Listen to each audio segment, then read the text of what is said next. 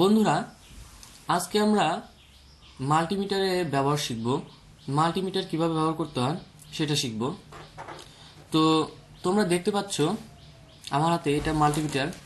এর দুইটা পিন রয়েছে। তো এই দুইটা পিন যে কোনো কম্পোনেন্টের সাথে লাগালে এটা মিটারে একটা ডিসপ্লেতে একটা রিডিং দিবে।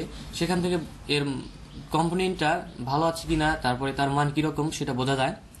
তো প্রথমে আমরা দেখব মাল্টিমিটার দিয়ে কীভাবে ভোল্ট মাপা যায়। তো ভোল্ট মাপার দুইটা অপশন রয়েছে মাল্টিমিটারে।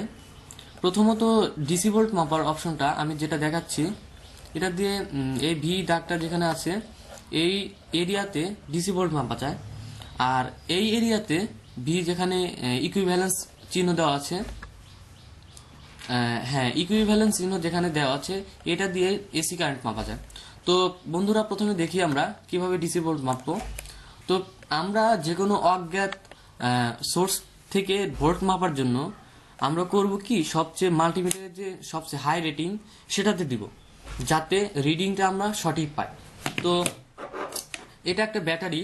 তো এই ব্যাটারির আমরা ভোল্ট মাপবো। ব্যাটারি এটা ঋণাত্মক, এটা ধনাত্মক। তো দেওয়ার ফলে দেখতে পাচ্ছ 8 লেখা উঠেছে, 8-9 এর ভেতর আপ ডাউন করছে। এটা আসলে অ্যাকুরেট না, কারণ 1000 ভোল্টে আমি রেঞ্জ দিয়েছি, সেজন্য এটা অ্যাকুরেট দেখাচ্ছে না। আর তারপরে আমরা 200-তে দিলাম, দেখি এখন কি হয়।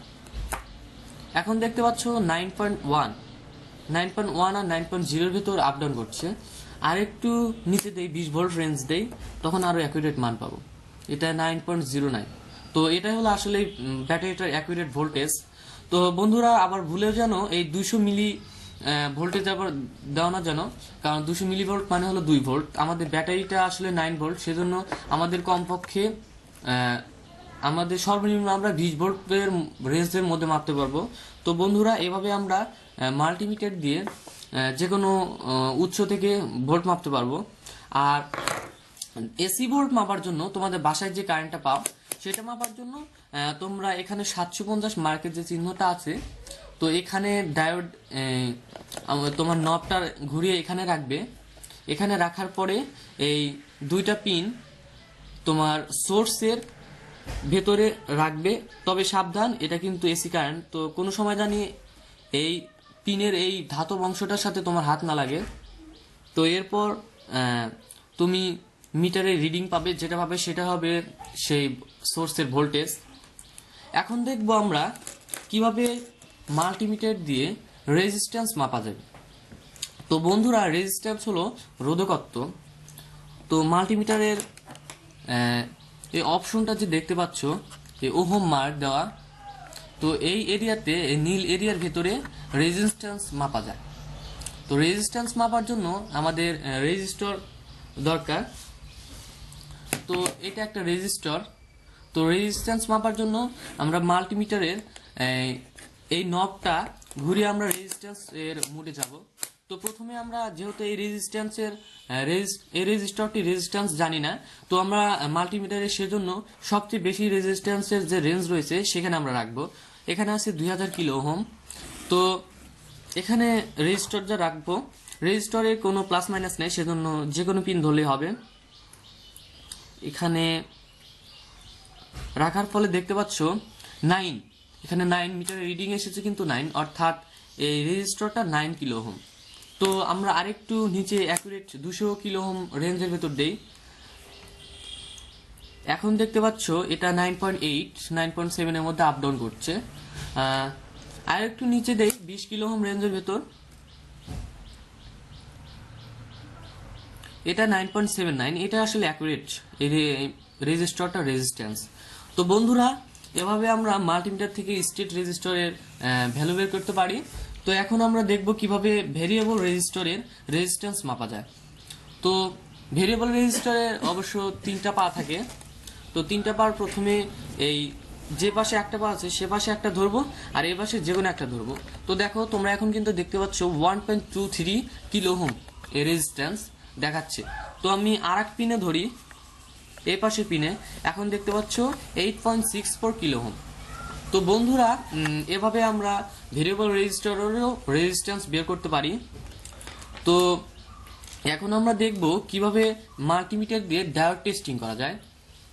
তো প্রথমেও তো মাল্টিমিটারের আমাদেরকে মাল্টিমিটারটিকে ডায়োড টেস্টিং মোডে নিতে হবে। এখানে যে সাইনটা দেখতে পাচ্ছ এটা হলো মাল্টিমিটারের ডায়োড টেস্টিং মোড। তো ডায়োড টেস্টিং মোডে আমরা রাখবো রেজিস্টার মাল্টিমিটারটি। তো ডায়োড টেস্টিং মোডে রাখার পর আমরা এই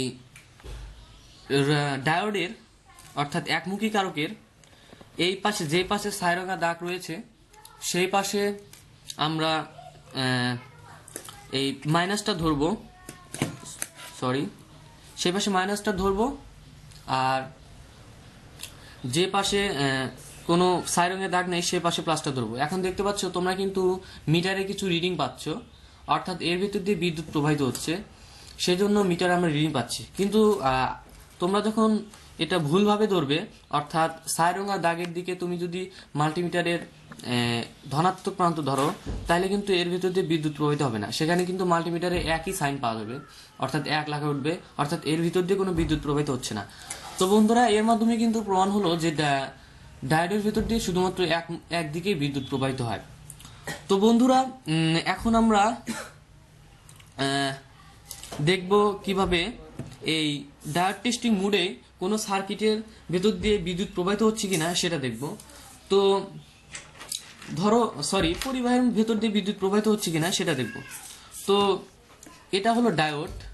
এই ডায়োডের আমি দেখি, এটা ধরুন এইটুক তো পরিবাহী, তো এইটুক পরিবাহে আমি এখানে ধরলাম, দেখুন মিটারে কিন্তু একটা বিপ সাউন্ড হচ্ছে। তো এই বিপ সাউন্ডের মাধ্যমে প্রমাণ হচ্ছে যে এর ভিতর দিয়ে বিদ্যুৎ প্রবাহিত হচ্ছে, কিন্তু এখানে ধরার ফলে কিন্তু এটা আসলে মানটা দিচ্ছে যে কতখানি বিদ্যুৎ প্রবাহিত হচ্ছে, অর্থাৎ সেটার মান প্রকাশ করছে যে এর ভিতর দিয়ে বিদ্যুৎ প্রবাহিত হচ্ছে। সাধারণত এই ডায়োডগুলোতে 1N4007 এই ডায়োডগুলোতে সাধারণত 520 থেকে 530-এর মধ্যে এই মানগুলো আপ ডাউন করে, যদি এটা ভালো থাকে তো এর ভিতরে আপ ডাউন করে। তো বন্ধুরা, আমরা শিখে ফেললাম কিভাবে মাল্টিমিটার দিয়ে বিভিন্ন কাজ করা যায়। তো আজকের টিউটোরিয়াল এই পর্যন্তই। তোমরা সবাই ভালো থাকবে। Good bye.